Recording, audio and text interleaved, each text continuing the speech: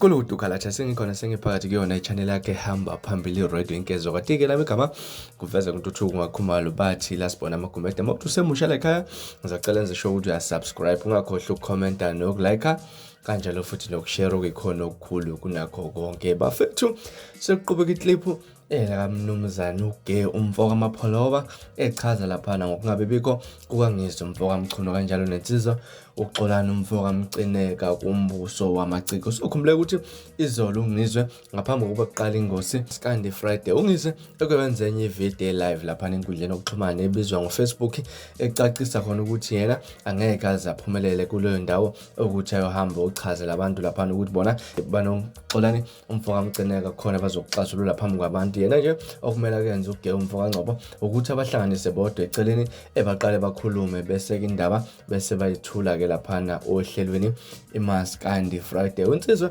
uNgizwe umfoka amchunu lapha ubonga kakhulu insizwe uGeh umfoka Gcobo uzama ukubahlanganisa kodwa wasesho ukuthi khona bekumbono omuhle kodwa indaba yabo bekumele iqale kubo bobabili baqale baxazulule namhlanje sithema ngabe sifuke ekseni sabona enye ama clip lapha umfoka Gcobo uGeh echaza ukuthi yena lento ayikhulumayo akuyona iphutha afika lenzile bengekena azafafaka kuma post lapha angakaze ukukhuluma nabo ngolesithathu lapha ukwaba nomhlangano nabo lapha bababili bazama ukuxazulula izinkinga ke namhlanje ekusuku la izolo lapha sizama ukuthi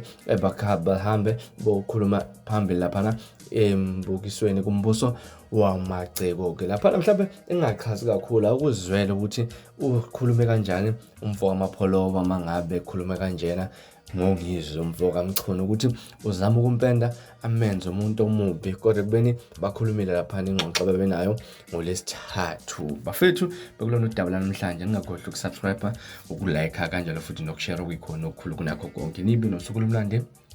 ngithanda sebaxhaphaze kakhulu abantu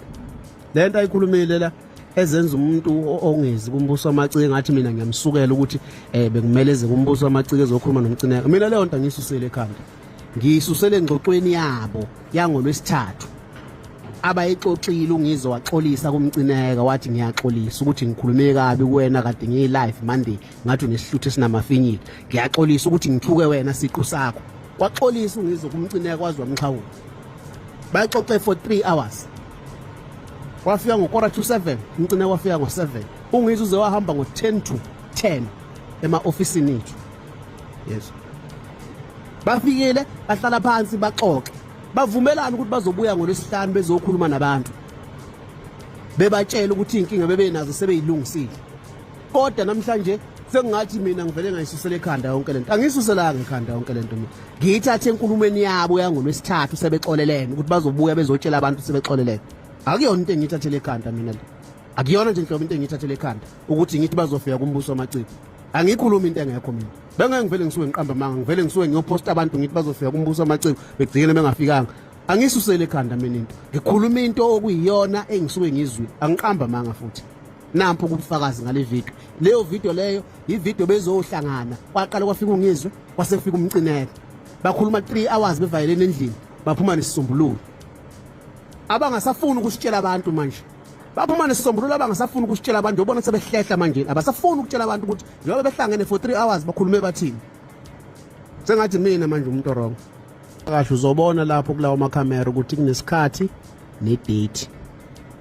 isikhathi abahlangane ngaso bukusisa kulawo makhamera uzosibona isikhathi nedate isikhathi abafike ngaso nesikhathi abahambe ngaso uzosibona kulawo makhamera ebese ubuka ukuthi wobani ithutha ufuna ukuthi wobani ithutha phakathi kwabantu noNgizwe